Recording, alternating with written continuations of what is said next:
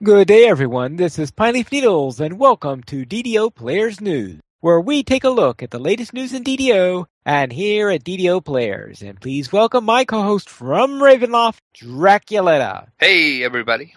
Now let's go into the game news, and the first bit is that they are still looking for live streamers to join the community stream team. Yes, it seems there is a couple of spots still open they are looking to fill. So if you're comfortable with live streaming on Twitch and you think you have what it takes, you can go ahead and contact the community manager, Cordovan, at DDO@turbine.com. Once again, send an email to DDO@turbine.com. You can also send him a private message on the forums as well. And it would be helpful if you could also include a link to some of your past streams that you've done, either on your Twitch page or if you have a YouTube page and you have them up, just so Cordovan can kind of take a peek at those and see how you stream and see if you'll fit with the stream team. But it sounds like they do need a few more people.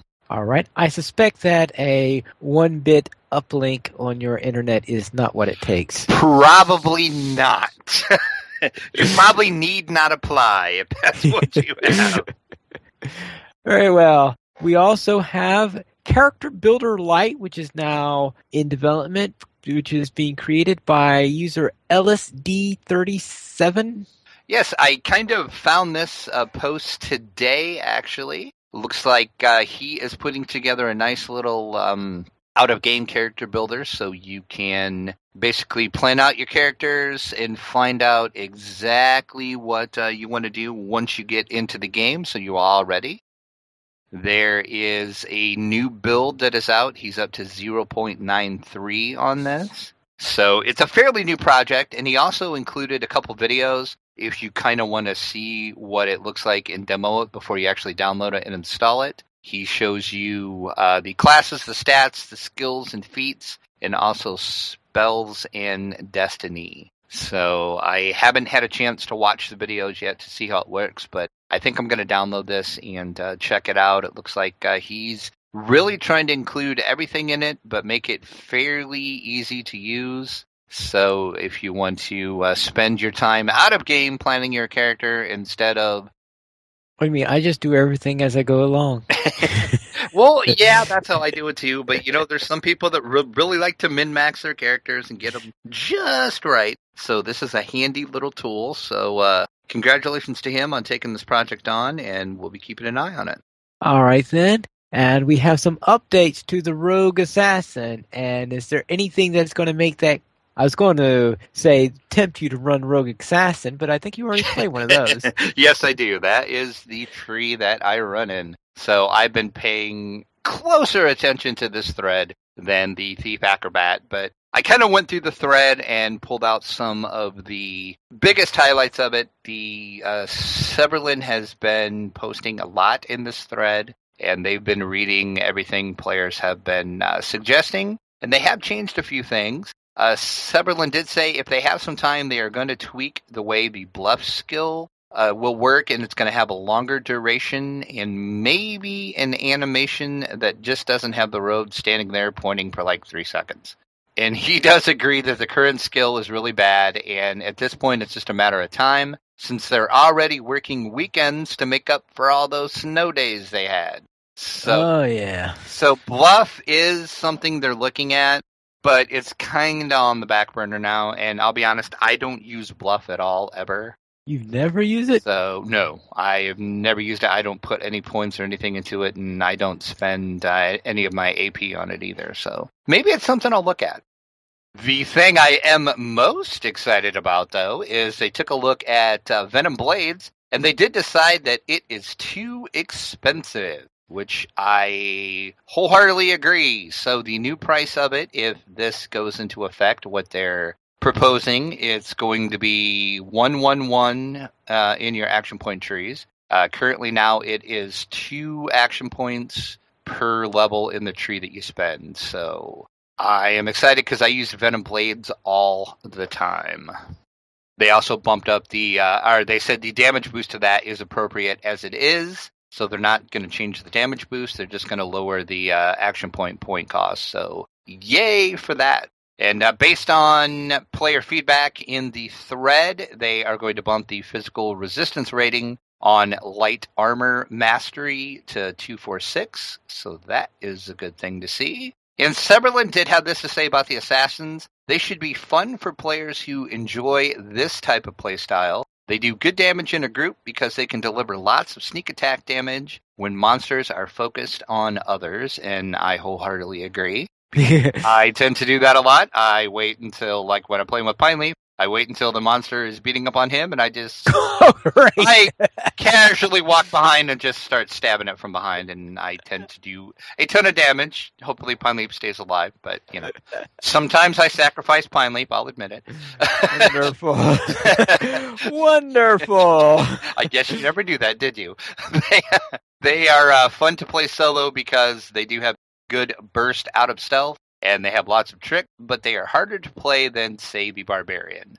So very well. That's pretty much the highlights of the Assassin thread. If you are interested to see what they're doing, go ahead and take a look at this thread. It's constantly being updated, and I am impressed at how many players are actually giving constructive criticism and ideas in the thread. So good on the community for actually being cool about this and giving ideas, and it sounds like a lot of the ideas that they're changing are actually coming straight from the community. So good job, guys. All right then. Anything interesting on the Acrobat, or are you skipping that? I glanced at the thread. I'll be honest. Like I said, I don't play a Thief Acrobat. I probably should roll one, just so I can be familiar with it a little bit. But Severlin did say a few things about it. He said they aren't currently planning on giving out any free feats to the Rogue Thief Acrobat, as that's going to eat into the fighter advantage. So if apparently they don't want to make fighters mad by giving away free feats to anybody else,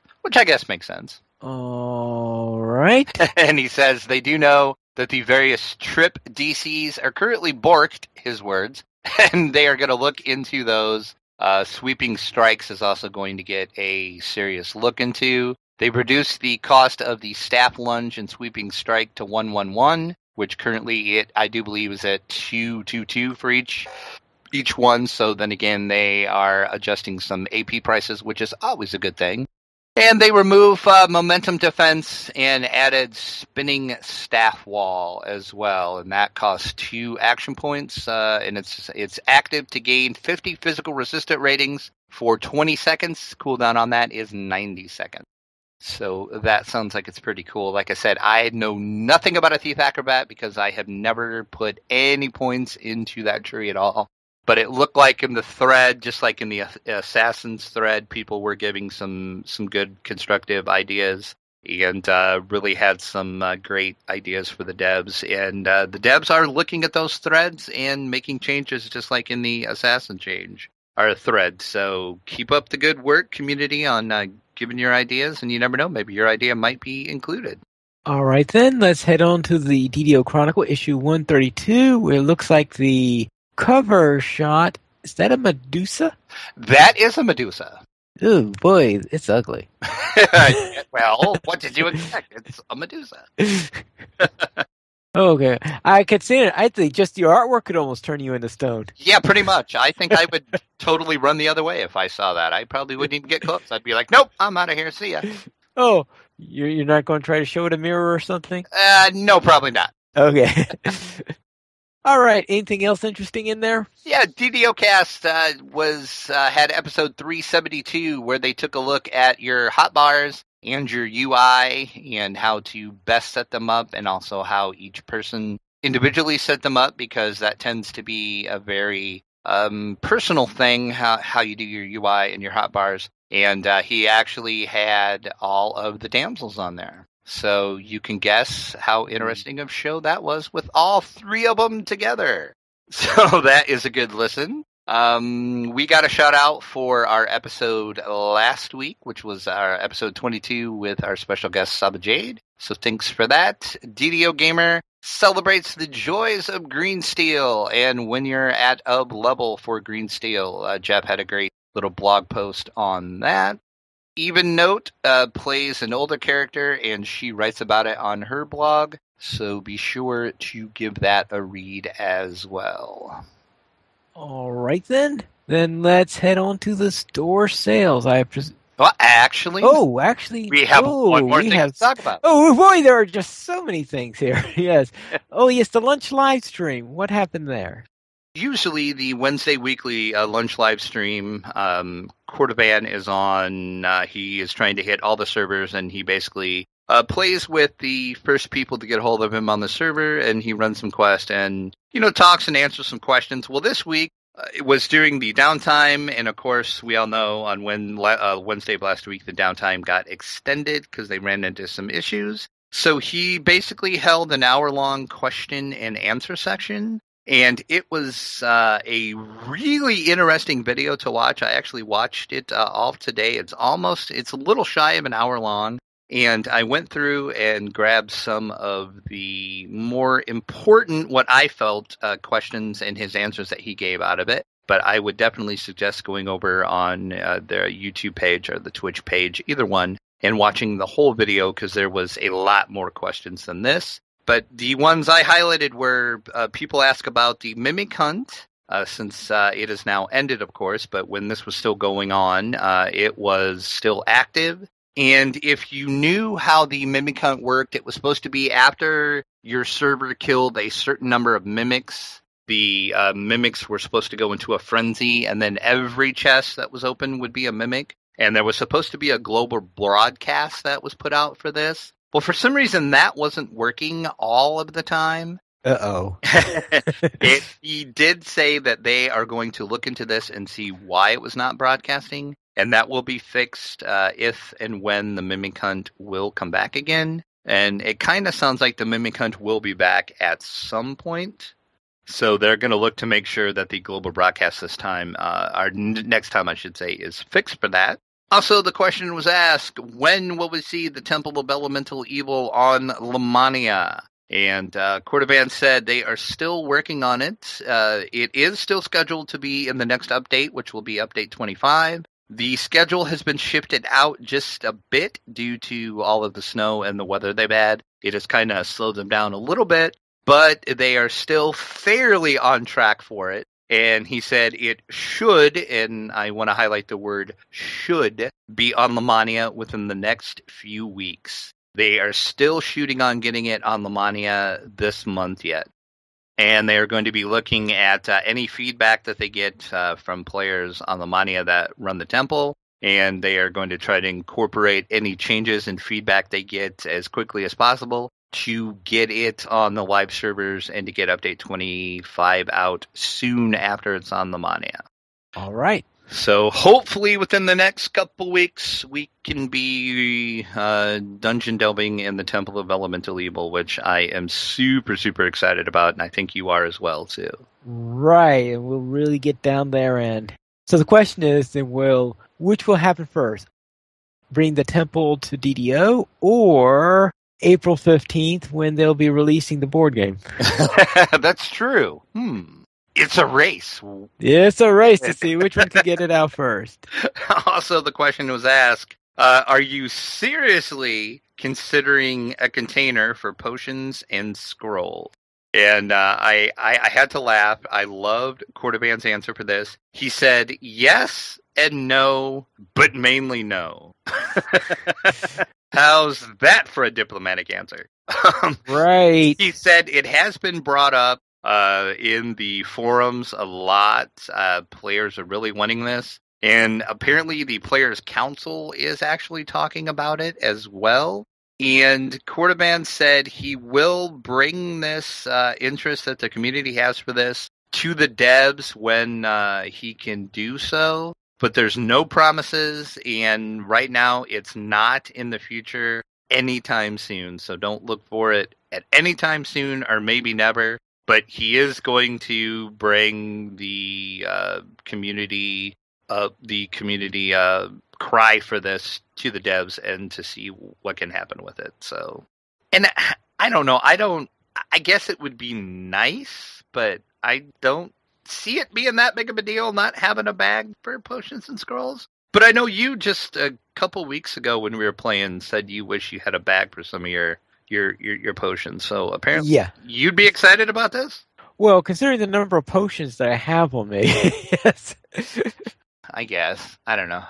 Half of my inventory is being taken up by potions, and you always. You carry a lot of potions. Yeah, I really should get rid of them. I have, I don't know, maybe I have them all in my, well, and I also have them on my hotbar too, but basically my potions I store in like my last bag, and I think I have maybe one row of potions, maybe. I guess it depends what we're going to do. I might have more than that, if we're going to need, somewhere where we need curse removal or something, but I don't carry as many around than you. I should find some better way of handling those things. All right, now, will Crystal Cove get new gear rewards? No, it will not. Okay. That is all he said about it. So apparently, don't ask. You're never going to get new rewards in Crystal Cove. So move on. Right. So what's on sale this week? Key free sample of the week is the Gold Seal Elixir of Moderate Healing. You get a stack of 10 of those if you use the coupon code HEAL05. Once again, that coupon code is HEAL, HEAL 05. A stack of 10 of those, but it is one per account. 20% off in the store for monster manuals, the Slayer count boost, select creature companions and accessories, and companion name changes. All at 20% off in the DDO store through Thursday. I noticed that you gave a thumbs down to companion name changes. Yes, don't pay for those people. And like I said in my post, my suggestion is just make sure you name your companion what you want to name it to start off with, and don't pay to get to do. I don't understand the whole thing of having to pay to change a name. So just don't do it, folks. Save your turbine points. All right, then. Let's then go into the site news, where the only real piece of news that we have for the site is that we have a screenshot of the week, and it looks like you're doing homage to the maker. Yes, we were running the quest where we ran by the shrine, or the memorial, I should say, to Gary Gygax, which it just so happened his birthday would have been on Wednesday. Ah. So yeah, I am just basically doing a little bow and paying respect to Gary Gygax because he was awesome. So if you have a screenshot that you're particularly proud of and you would like us to feature it on the site, you can send that to podcast@ddoplayers.com, podcast@ddoplayers.com, and you might find your screenshot, I should say, featured on our site. Very well, then. Then let's go into the news beyond DDO, and our first little piece is that the official D&D podcast interviews R.A. Salvatore. Yes, and this, I am actually halfway through listening to this. I started today, but then, I had to do that work thing, so I had to stop listening for a while, and I haven't had a chance to finish listening to it. But Mr. Salvatore is talking about his new book, Vengeance of the Iron Dwarf, which is the third book in the Companion Codex, which, if you did not know, is the latest series in his saga of the world's greatest dark elf, Drizzt Do'Urden. You can find out what Drizzt has been up to in his new book, and Mr. Salvatore does talk about it a lot. And then they also, which I'm not to that part yet at all, they do also interview Dan Tudge, who is the president of the company that is making Sword Coast Legends. So you can find out about Drizzt and find out about Sword Coast Legends, both in the same podcast. And if you've never listened to the official D&D podcast, you really need to. It is a well put together, highly produced, amazing podcast, and they always have great guests, and it's always a wonderful listen. And this one, so far, from what I've heard, is no exception. Very well, then. Next little piece is that I made a little look at the Castle Ravenloft board game, where I went over the components, the heroes, the villains, the monsters, unique mechanics, which aren't really too many in Castle Ravenloft since it was the first in the series. I go over the various adventures, and including one in there, I also have a nice picture of a layout I had when I was running Adventure Impossible in there. near the end of the game. It shows you there are a lot of tiles being taken up when you're doing Adventure Impossible. I did notice you had a ton of tiles out. Oh yeah, that one takes. And in fact, I actually came to the final boss very early on relative to when you can get it. So you can imagine how many tiles I would have if the final boss was late. Yeah, and every time I've done that one, I always usually get the boss a lot later on. So yeah. Yeah. I got the first boss, I got very late, and I got the second boss and the third boss was relatively early in their thing. So the first and second bosses were very close to each other. You just draw very unluckily, don't you? Well. And then I also have links to the bonus adventures that you can get if the 13 that come with the set aren't enough for you. There are additional 5 that you get at the Wizards of the Coast site.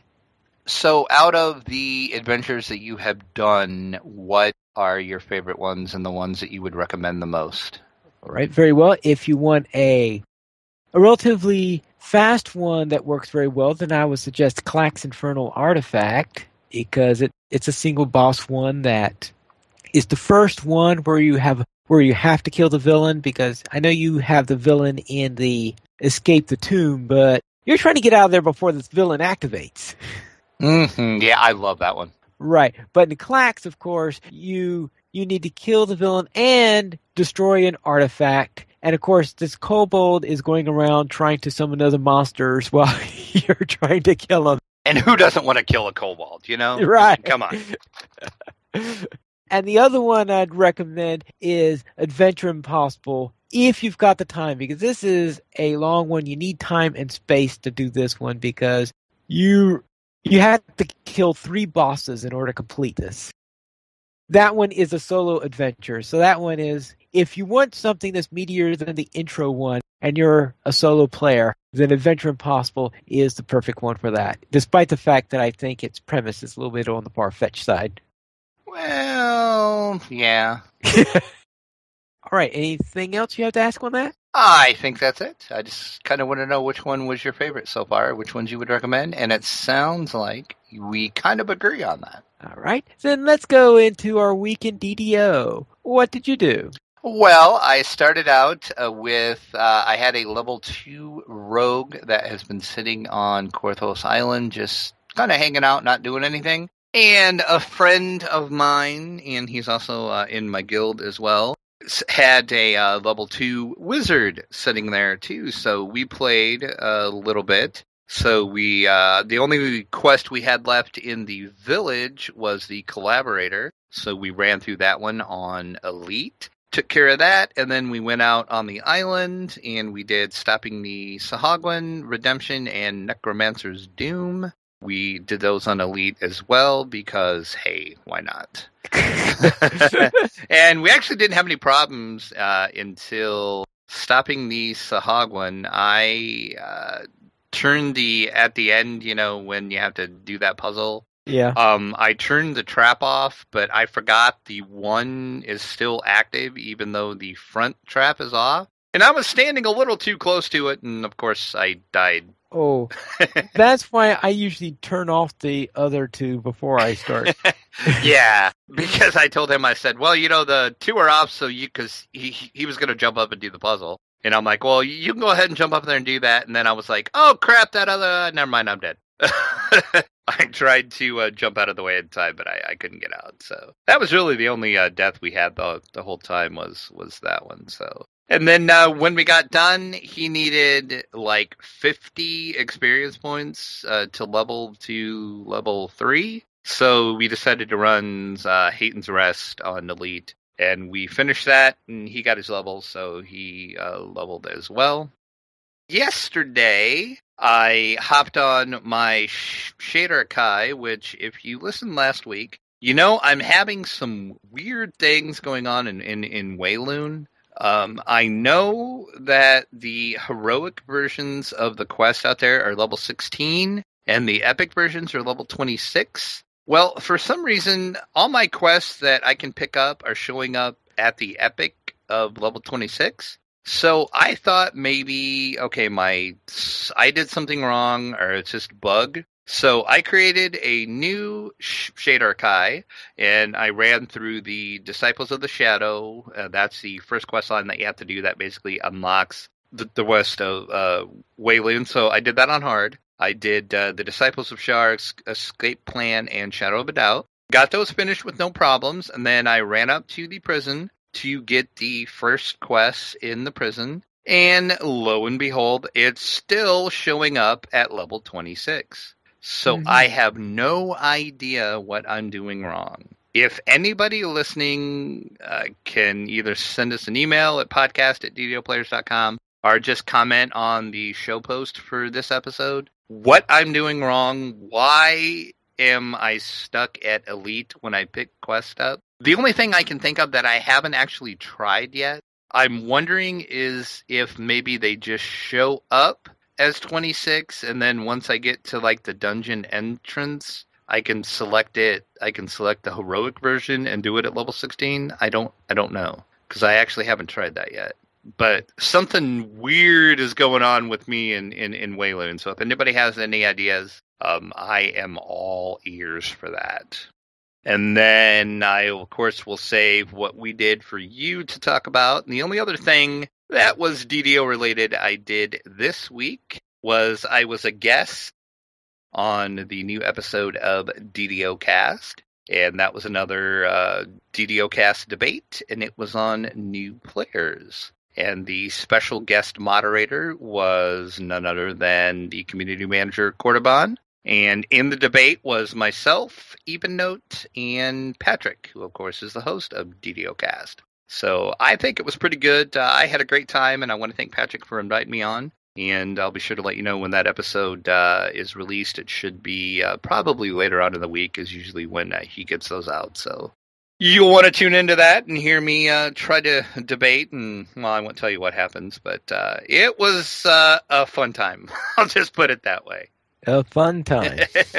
So what did we do this week, Pine Leaf? Because I'm sure you'll have a lot to say about one thing we did. Very well. Very well with my Artificer level 11 and Drax Ranger Rogue. We did Vault of Night 3, where we did the Gateway to Kaber and then the Jungle of Kaber. And then after that, we did the Vault of Night 4, which is Haywire Foundry, where it was real challenging, shall we say, trying to get all the things that we needed to do, going all throughout this dungeon, finding the 3 areas so that we could finding the 2 wings, getting everything we need in the wings, opening up the north wing, and then as soon as we finally activate the self-destruct button, what happens after that? 5 minutes to self-destruct. And this, of course, included a jumping puzzle at the start. I think I spent 3 minutes in that stupid jumping puzzle. We all know how much you like jumping and jumping puzzles. Right. So therefore, I had to run like mad after that in order to try to make the exit. And I forgot what was guarding the exit. Some sort of... Was it dogs or something like that? Yeah, there's like an optional that pops up where there's dogs that come out and you have to kill those dogs to do the optional, or you can just ignore them. And yeah, well, I chose the route of ignoring them, seeing how I had so little time left. Unfortunately, the dogs did not ignore me. And eventually, I probably should have used a couple of pots. Oh, that's right. I think in order to use pots, you've got to stop long enough for them to all rip you to pieces anyway. So, or what you can do is, I was going to tell you a little trick that I found out for using pots. If you jump, you can use the pot while you're jumping. Because when you run, you have to stop to use a pot. But right. If you're running and you jump when you're in the air, you can use the pot. So okay. I was going to tell you that because I know you said, well, you had to stop, and then by the time I was going to tell you that, you were dead, and then I ended up dying too because I was because I had just like left you in the dust because I like jumped up and started running, and then I thought you were behind me, and then you weren't behind me, and I was like, oh, I got to go back and get behind me. So I tried to get back while I ran out of time then, and I like died, and it was, yeah. So we failed. Probably you should have just gone and got out of there so that we've gotten get credit. Yeah, I tried that, but I decided to do that a little too late. I was too far back, and then I couldn't get out because I was going to try to, because I was fairly close to the exit when I decided to turn back around and get you, because leave no man behind, Pineleaf. Leave no man behind. Pricky Source in the chat room says we did the Run of Doom. The Run of Doom, yes. That's a good way of putting it. I also started my Cleric in my Permadeath series. Instead of the usual place where I'm running my series, I decided to run this one on Caneth because I wanted to try out the Drow.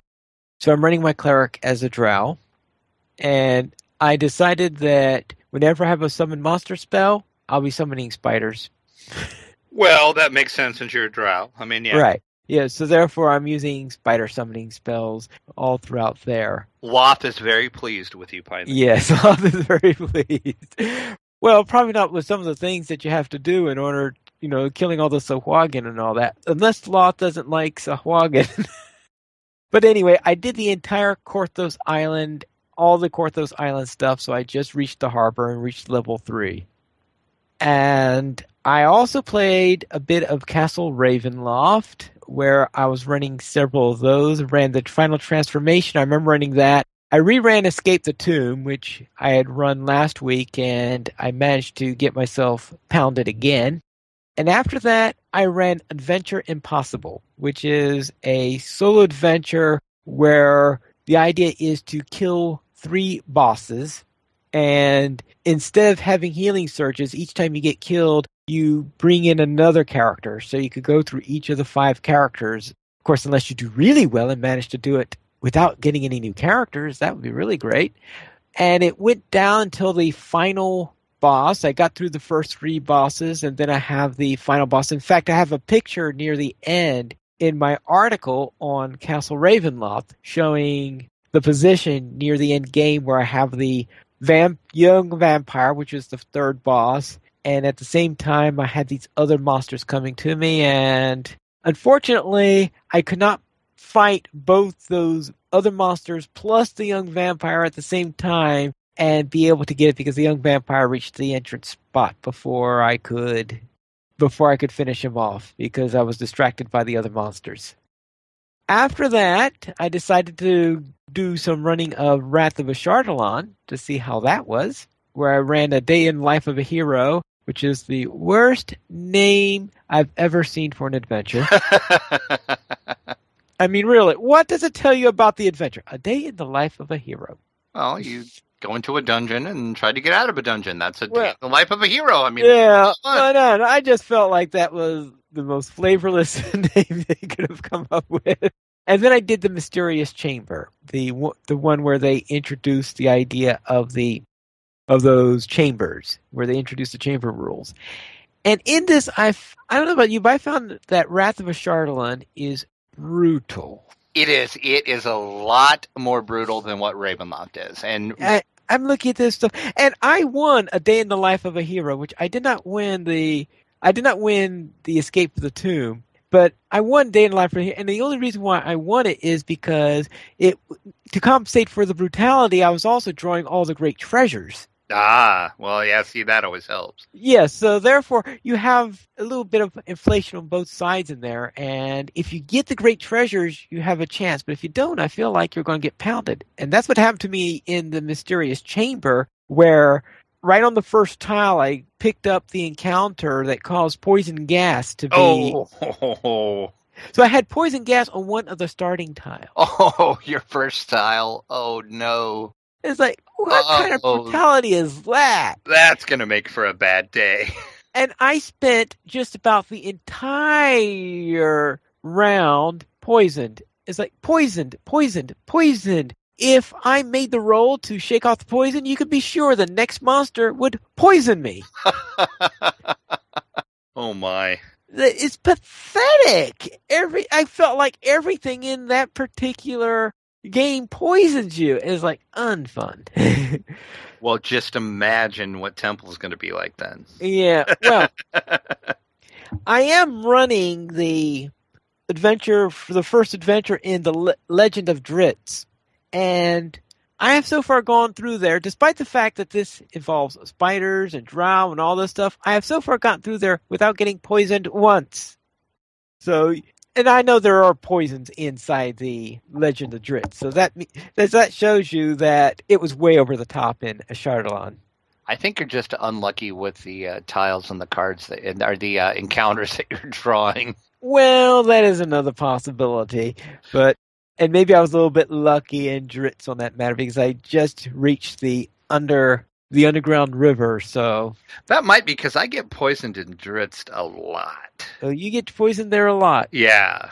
Well, I suspect that the spider swarm that I just met is going to poison me, but I'm near the exit, so therefore I think I'm going to be able to get out despite that. Okay, I'll have to use my healing surge, but, well, I got this far without having to use it, so it'll give me a chance to use that. And that concludes what I did. As for donations, we did not receive any donations this week, but you can help support DDO players by going to the donations page where you can support the Players Alliance on Patreon. There you'll find rewards, including a mention on DDO Players News, or even be able to be a guest host with us.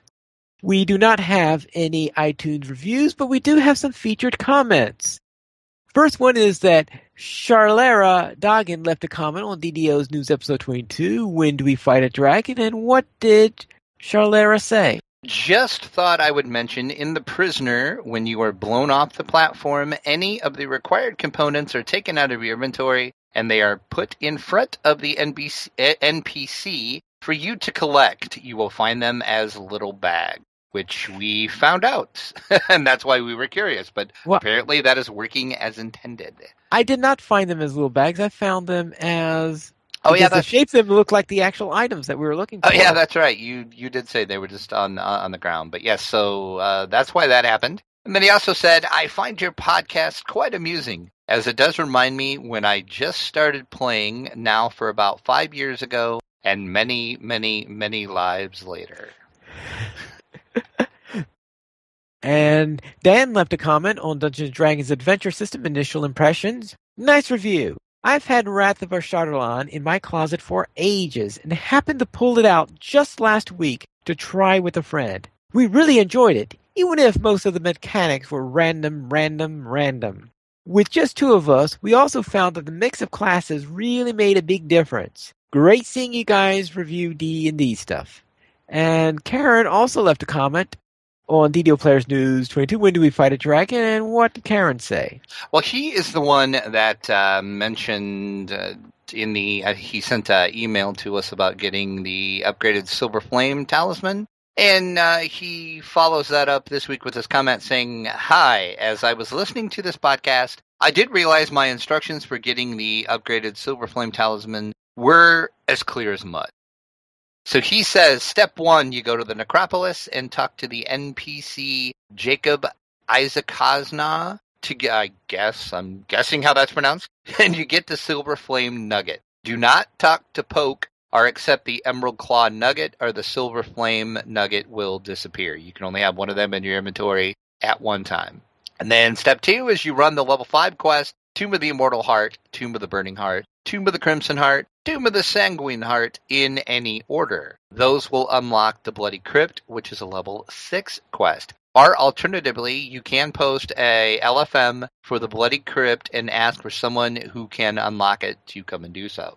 Step 3 is you take your Silver Flame Nugget and you run the Bloody Crypt. At the end of it, after you kill the boss, you find a special altar and you will be able to upgrade your Silver Flame Nugget into the Silver Flame Amulet. Any link to the wiki page that tells you about the Silver Flame Amulet. And then step 4 in this process is you run the level 8 quest, Tomb of the Shadow Guard, Tomb of the Shadow Knight, Tomb of the Shadow King, and Tomb of the Shadow Lord. And that will, of course, unlock the Tomb of the Shadow Crypt. Then again, Shadow Crypt is tons of XP, so you might be able to find a group and skip the first step of those to run the other tombs. Step 5, bring your Silver Flame Amulet and run the Shadow Crypt. And he says he highly recommends bringing along someone who knows the quest or use an online guide. Otherwise, you might be in there for days. So apparently it's a little complicated and kind of mazy, I guess. I don't know. We haven't run it yet, so we guess we'll have to do that. But then he says Yeah. at the end of that, after you kill the boss, just like in the other one, you'll find a special altar, and you upgrade the Silver Flame amulet you have into a Silver Flame pendant. And then again, he linked the wiki page to the Silver Flame pendant. Step 6 of that is to run the level 11 quest, Tomb of the Unhallowed, Tomb of the Blighted, Tomb of the Tormented, Tomb of the Forbidden, and that will unlock the Cursed Crypt. Tomb of the Tormented is a horrible quest in his honest opinion, so bring someone who knows how to lead the rat. Not sure what that means, but we'll keep that in mind. Also using the LFM, because I guess a lot of the times on his particular server, people run that quite often, and you can find it in an LFM. But then you basically, step 7, you run the Cursed Crypt. Don't forget to bring your pendant along, and as above in all the other quests, you'll find another altar. You upgrade your Silver Flame to a talisman, which is a level 11, and he links to the wiki page as well. And he says, alternative, you can upgrade the nugget to the amulet, to the pendant, to the talisman at the Cursed Crypt, but only once per run. So thank you for those specific directions, and I am still going to do this, because like I told Pine Leaf before the show started, we ran the first set of those already. And for some reason, I guess we just didn't pay attention to what that nugget was because we never used the altars. And I guess we just didn't think about it. So we're going to have to run those again to use the altars. And then I've got to take my rogue through there and run all these. Because that Silver Flame trinket is going to come in handy against all those beholders that we're ending up fighting all of a sudden now. Very well. Thank you, Karen, for your information. So we'll now go into our closer here. If you wish to email us, you could email us at podcast@ddoplayers.com. You could also follow us at Twitter, the Players Alliance @PlayersAlly, DDO Players @DDO Players, Draculetta @Draculetta_72, and Pineleaf @Pineleaf Needles. The Players Alliance has 3 live shows every single week. On Mondays at 8:30 p.m. U.S. Eastern Time, we have DDO Players News. On Thursdays at 6:30 p.m. U.S. Eastern Time, we have Guild Wars Players News. And on Saturdays at 8:30 p.m. U.S. Eastern Time, we have Locho Players News. You join us for our live shows at ddoplayers.com/live. And that is all for tonight. And this is Pineleaf News reminding you to loot those treasure chests.